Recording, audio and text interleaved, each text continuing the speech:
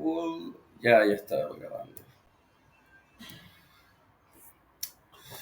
Entonces, ¿qué recursos hay en Kubernetes?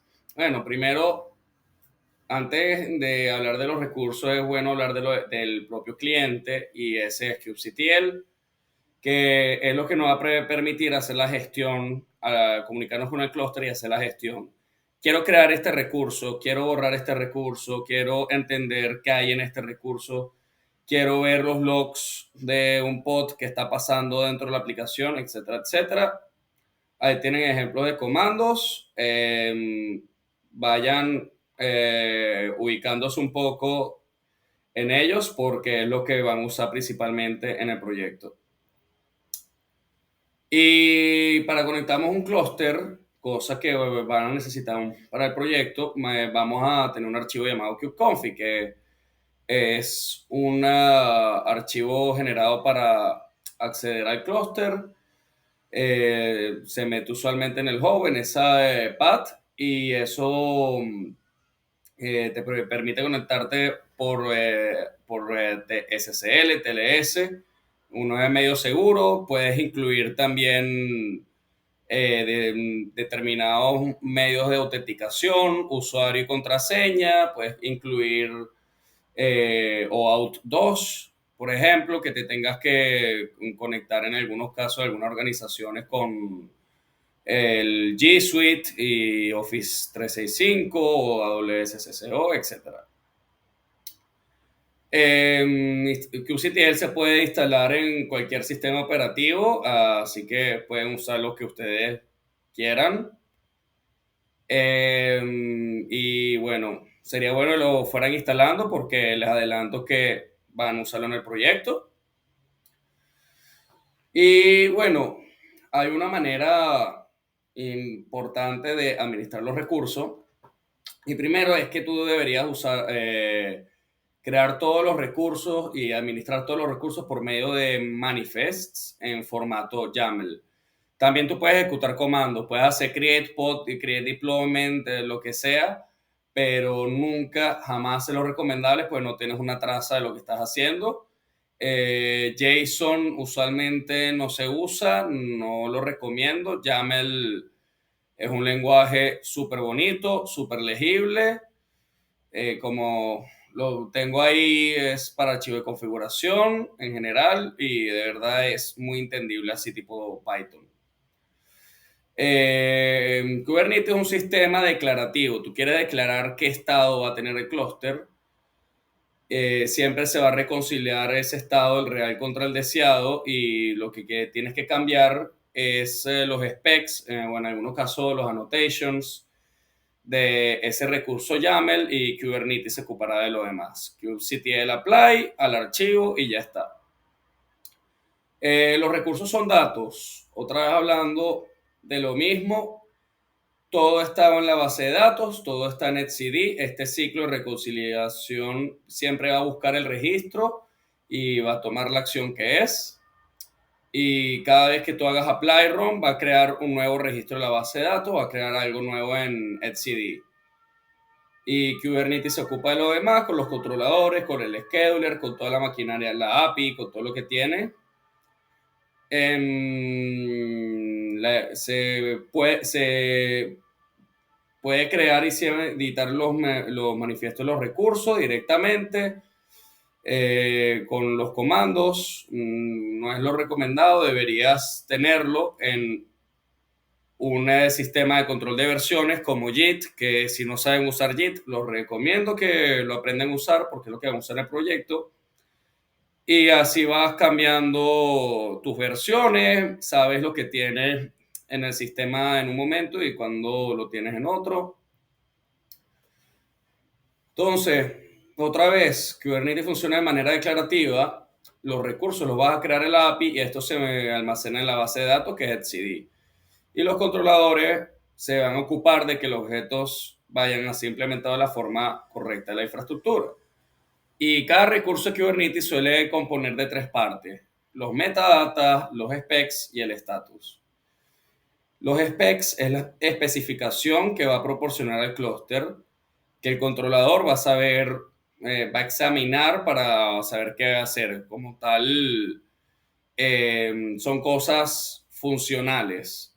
Esto va a tener 5 réplicas, esto va a tener esta imagen, el estatus se genera una vez esté en el clúster y es lo que observa el controlador, es lo que te va a decir qué está pasando actualmente con este recurso, cuál es su estado actual, se pudo reconciliar bien, hay un error, hay un problema, en qué momento se reconcilió. Y la metadata tiene cosas para, en general, tiene cosas para etiquetar el recurso, el nombre, el namespace, los labels, annotations, etcétera. Y como hemos hablado, Kubernetes usa una funcionalidad fundamental de los sistemas Linux, que son los namespace y los cgroups, y eso lo incluye en su propio esquema. Y todos los recursos pertenecen a un namespace, todos los que sean creados a partir de kubectl son una separación lógica que te permite tenerlos aislados de cierta manera.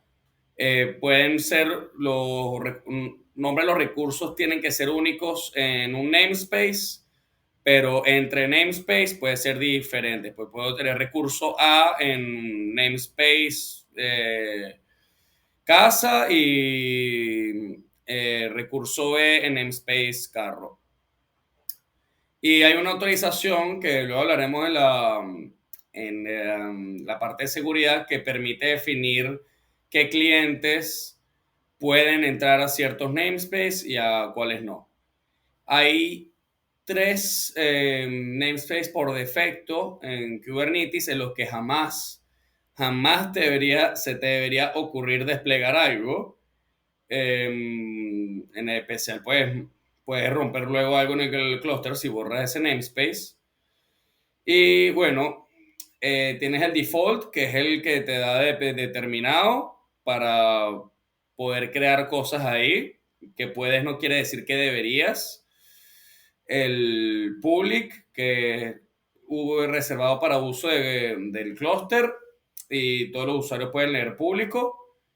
Y el Kube System, que es donde están los controladores que van a gestionar la proxy, las redes, los propios pods, todo esto. Otra vez lo repito, estos namespace no debería ser usados jamás para desplegar microservicios. Y como siempre digo, la mejor forma de declarar un recurso es la declarativa y ahí tienen un ejemplo de cómo puedes declarar un namespace. Cualquier cantidad de pares key value, así como un diccionario llamado label, se pueden asignar a un recurso. Son etiquetas que te permiten a los componentes de Kubernetes seleccionar recursos por atributos en vez de por nombre. Pues por lo menos en el caso de los pods, siempre van a tener un nombre autogenerado. Entonces, eso lo que te permite es, en el caso de los servicios, puedes enrutar tráfico a los pods seleccionando un label selector.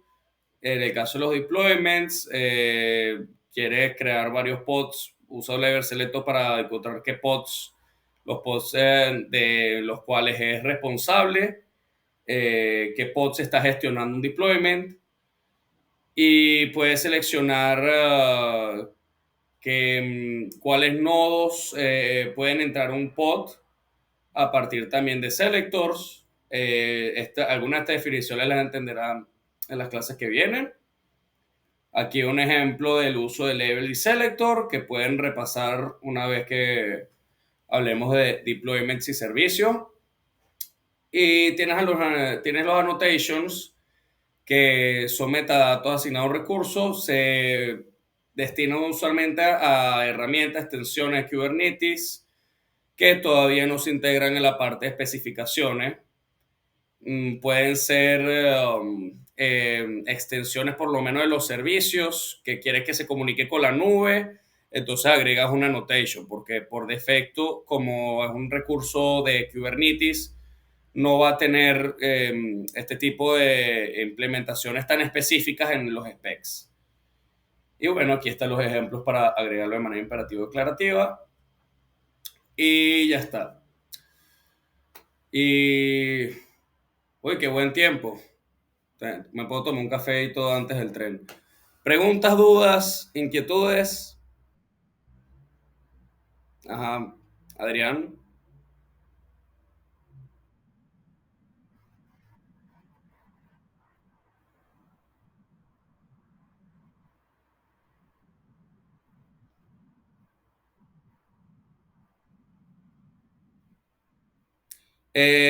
No, no necesariamente, no realmente. Pues tú puedes tener en un namespace varios microservicios. Depende cómo funciona la organización. Pueden ser por entorno, que tenga producción, desarrollo, etcétera, o puede ser un nombre de un dominio o puede ser también el microservicio, pero depende mucho del estándar.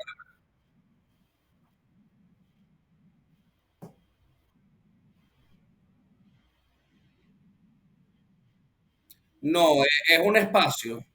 Es un namespace. O sea, es el espacio donde van a estar los recursos. Pero como tal,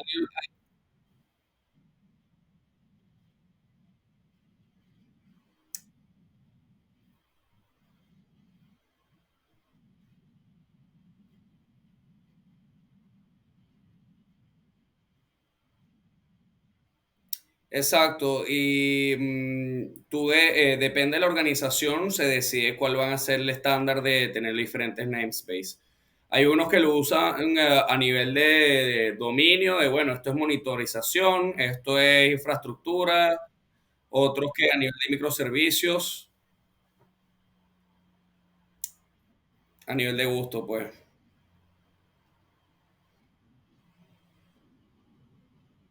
No, no hay problema.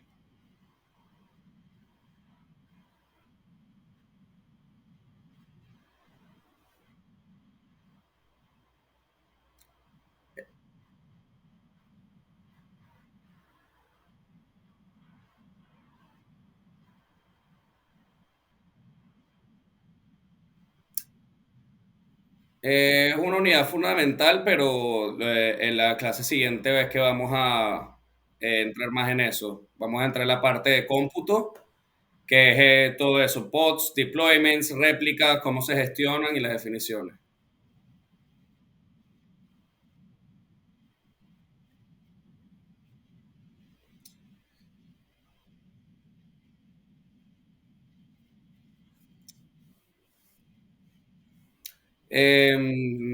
Sí, es la unidad fundamental en Kubernetes, o sea, es lo más bajo que tú puedes tener desplegado un recurso. Pero dentro del propio pod puedes tener varios contenedores y luego hablaremos también de cómo pueden llamar esos, qué patrones y diseño hay para tener diferentes contenedores. Entonces, dudas.